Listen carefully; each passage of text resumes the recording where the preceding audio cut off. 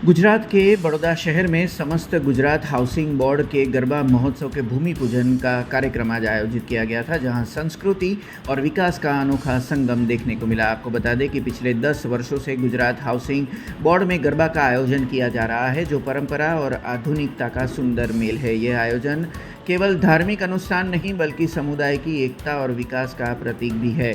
इस भूमि पूजन के शुभ अवसर पर वार्ड नंबर 9 के कॉरपोरेटर श्रीरंग आयरे, पूर्व कॉरपोरेटर राजेश आयरे और आयोजक गोपाल सोरठिया सहित कई सदस्य उपस्थित रहे थे, जिनकी उपस्थिति में कार्यक्रम की गरिमा को और भी बढ़ा दिया। आपको बता दें कि यह मंच स्थानीय कलाकारों को अवसर देता है और नई पीढ़ी को हमारी संस्कृति एवं परंपरा के साथ जोड़ने में मदद करता है। आज इस भूमि पूजन के अवसर पर उपस्थित महानुभावों की ओर से अपनी प्रतिक्रियाएं दी गई थी। समग्र हाउसिंग बोर्ड समता द्वारा आयोजित તેમજ રાજેશભાઈ આયરો द्वारा आयोजित તેમજ અમારું ઓમ સાઈ યુવક મંડળ વ્રજભૂમિ યંગસ્ટર ગ્રુપ દ્વારા આયોજિત આજે આ ગરબાનું અમે ભૂમિપૂજન કરેલ છે। 9 વર્ષ પૂર્ણ થઈ ગયા આ ગરબાને, આજે 10મું વર્ષ ચાલુ થશે।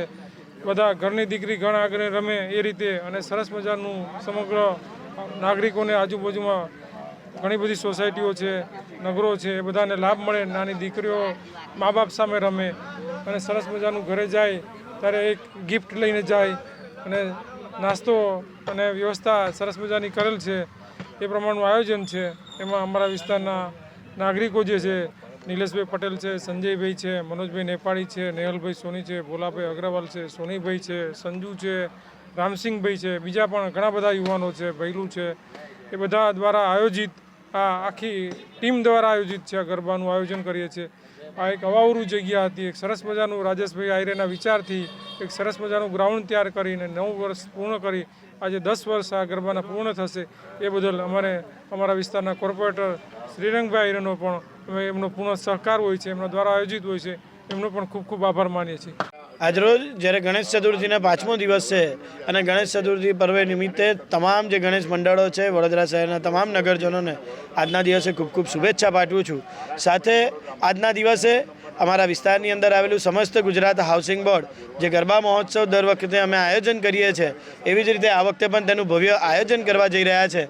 એનું આજના દિવસે ધ્વજારોપણનો કાર્યક્રમ કરવામાં આવ્યો હતો। અમારી સાથે અમારા જે ધ્વજારોપણની સાથે અમારા વિસ્તારના તમામ જે યુવાનો છે, ગોપાલભાઈ છે, સાથે નિલેશભાઈ છે, રામસિંહભાઈ છે, એવી જ રીતે મનોજભાઈ છે, બીટુભાઈ છે, તમામ લોકો આજના દિવસે અહીંયા ઉપસ્થિત રહ્યા હતા અને સાથે અમારા કૌશિકભાઈ છે।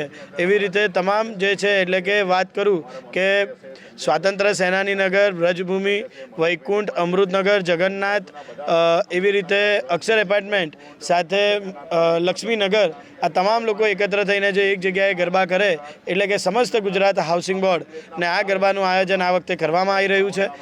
દર વખતની જેમ ગરબાની અંદર રમઝટ બોલાવવાના છે, એવી રીતે આ વખતે પણ એ જ દરરોજના દરરોજ ઇનામો પણ આપવામાં આવશે। એવી જ રીતે આ ગરબાને નિઃશુલ્ક રીતે અમે ગરબાનું આયોજન કર્યું છે। એટલે તમામ લોકોને આ વખતના આ જે ગરબા છે, એટલે કે સમસ્ત ગુજરાત હાઉસિંગ બોર્ડ ગરબા મહોત્સવ 2025ની અંદર આજના દિવસે ધ્વજારોપણ કરી છે। ટૂંક જ સમયમાં ગરબાનું જે ગરબા ગ્રાઉન્ડનું કામ છે તે પણ શરૂ કરી દેવામાં આવશે। એટલે તમામ લોકોને આજના દિવસે ફરીથી એક વખત જ્યારે નવરાત્રિનો પર્વ આવી રહ્યો છે તો તમામ લોકોને ખૂબ ખૂબ શુભેચ્છા પાઠવીએ છીએ।